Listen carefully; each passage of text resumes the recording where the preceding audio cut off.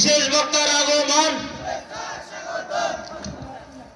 বসেন ভাই, যারা দাঁড়িয়ে আছেন একটু আসেন, বসেন, আসেন আসেন সামনে বসেন, নাহলে তো বেয়াদবি হয়ে যাবে।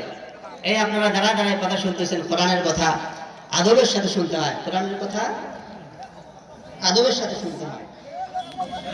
আসেন আসেন, বসেন, সামনের দিকে বসেন ভাইরা আমার।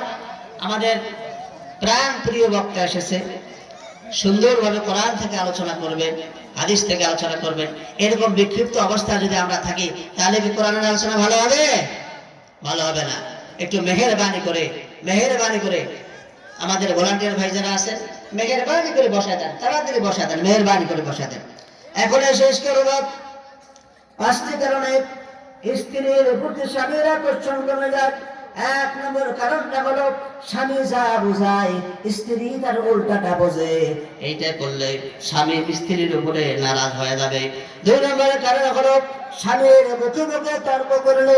সমাজের মধ্যে এরকম আছে না আছে, স্বামীর মুখে মুখে স্ত্রী তর্ক করে, এরকম মহিলা সমাজে আছে না আছে? অবশ্যই আছে ভাইরা। স্বামীর মতামতের বাইরে চললে, যে মহিলা যে নারীর স্বামীর মতামতের বাইরে চলবে, স্বামী তার উপর নারাজ হয়ে যাবে। 4 নম্বর কারণ হলো স্বামীর পছন্দের মূল্যায়ন না করলে। স্বামী অনেক কষ্ট করে সম্পদ অর্জন করেছে, অনেক কষ্ট করে আপনার জন্য একটি জিনিস নিয়ে এসেছে, আর আপনি সেইটা মূল্যায়ন না করে সেটা আপনি ফালাই দিলেন, মূল্যায়ন না করে সেটা আপনি ফেরত দিলেন। এইরকম নারীর উপরে তার স্বামী নারাজ। 5 নম্বর কারণ হলো স্বামীর পরিশ্রমকে মূল্যায়ন করতে হবে। স্বামী পরিশ্রম করে টাকা ইনকাম করে স্ত্রীর জন্য ভালোবাসা দিয়ে একটি জিনিস নিয়ে আসলো বা কোনো একটা কাজ করতে বললো, কিন্তু তার স্ত্রী যদি তার পছন্দকে মূল্যায়ন না করে, তার পরিশ্রমকে যদি মূল্যায়ন না করে, আল্লাহ রাব্বুল আলামিনও নারাজ হয়ে যাবে। এখন রাসূল কারীম সাল্লাল্লাহু আলাইহি ওয়াসাল্লাম বলেছেন 6টি কারণে নারী জাহান্নামে যাবে। 1 নম্বর কারণটা হলো যে নারী মাথার চুলকে বের করে দিয়ে রাস্তা দিয়ে হাঁটে, যদি চিৎকার করে বলেন নাউযুবিল্লাহ। সমাজের মধ্যে আছে না আছে? সমাজের মধ্যে আছে না আছে? অবশ্যই আছে। আমাদের যদি বলেন এই নারীরা যদি ভালো হয়ে যায়, তাদের জন্য জান্নাতে যাওয়া সহজ হয়ে যাবে। সুতরাং ভাইরা আমার 2 নম্বর কারণটা হলো রাসূল কারীম সাল্লাল্লাহু আলাইহি ওয়াসাল্লাম বলেছেন, যে নারী স্বামীর সাথে তর্ক করে ওই নারী অবশ্যই অবশ্যই জাহান্নামে যাবে। জোরে চিৎকার করে বলেন নাউযুবিল্লাহ। 3 নম্বর কারণটা হলো রাসূল কারীম সাল্লাল্লাহু আলাইহি ওয়াসাল্লাম বলেছেন, যে নারী স্বামীকে বাদ দিয়ে পর পুরুষের সাথে হাসি তামাশা করবে, এই নারী কাল কিয়ামতের ময়দানে জাহান্নামে যাবে। আর একবার জোরে চিৎকার করে বলেন নাউযুবিল্লাহ। তারপরে 4 নম্বরটি হলো যে নারী অপবিত্র থাকা সত্ত্বেও পবিত্র হয় না, এমন নারী সমাজে আছে না আছে? অবশ্যই সমাজে আছে।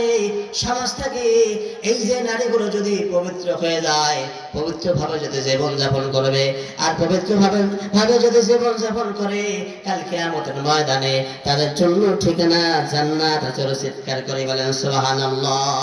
5 নম্বর কারণ হলো যে নারী গীবত করে বেড়ায় এবং কসম করে, এমনি এমনি কসম করে, এমনি এমনি মানুষের গীবত করে, আর এই গীবতকারী মহিলা কাল কিয়ামতের ময়দানে অবশ্যই অবশ্যই জাহান্নামের মধ্যে নিক্ষিপ্ত হবে। ভাইরা আমার 6 নম্বর রাসূল কারীম সাল্লাল্লাহু আলাইহি ওয়াসাল্লাম বলেছেন, যে নারী অন্যের সুখে হিংসা করে। রাসূল কারীম সাল্লাল্লাহু আলাইহি ওয়াসাল্লাম বলেছেন, সমাজের মধ্যে যে সমস্ত নারী কাল কিয়ামতের ময়দানে জাহান্নামে যাবে, 6 নম্বরটা হলো তারা হিংসা করবে, মানুষের সুখ তারা দেখতে পারবে না। এই নারী সমাজে আছে না আছে? মানুষের সুখ দেখলে হিংসা করে, সমাজে আছে না আছে? কথা বলেন না কেন? সমাজে আছে না আছে? খালি কি পুরুষ মানুষে করে না, নারীরাও হিংসা করে, পুরুষেরাও হিংসা করে। ভাইরা আমার, কাউকেও হিংসা করা যাবে না। আল্লাহ রাব্বুল আলামিন যাকে ভালোবেসেছেন, যাকে ধন দিয়েছে, যাকে ভালোবেসে সম্পদ দান করেছে, আমরা হিংসা করে কোনো লাভ হবে না। যেন চিৎকার করে বলেন ঠিক না ঠিক? সুতরাং রাসূল করিম সাল্লাল্লাহু আলাইহি ওয়াসাল্লামের এই হাদিস অনুযায়ী আমাদেরকে আমল করার তৌফিক দান করুক। সকলে বলি আল্লাহুম্মা আমিন। ওয়া আখিরু দাওয়ানা আলহামদুলিল্লাহি রাব্বিল আলামিন। আমার সবাই খুবই কম ছিল, তারপরে আমি আমার প্রাণ প্রিয় ভাই বাইজিদ ভাইকে সাথে রেখে আমি আমার এই অল্প বক্তব্য স্বল্প সময়ের মধ্যে শেষ করছি। খোদা হাফেজ। আসসালামু আলাইকুম ওয়া রাহমাতুল্লাহি ওয়া বারাকাতুহু।